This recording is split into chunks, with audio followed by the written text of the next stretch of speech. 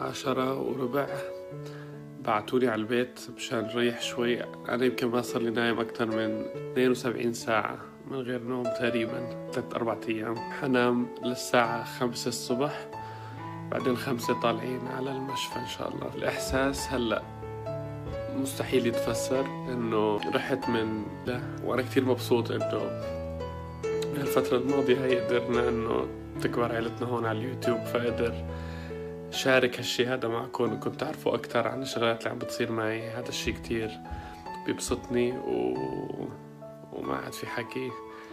هلأ نوم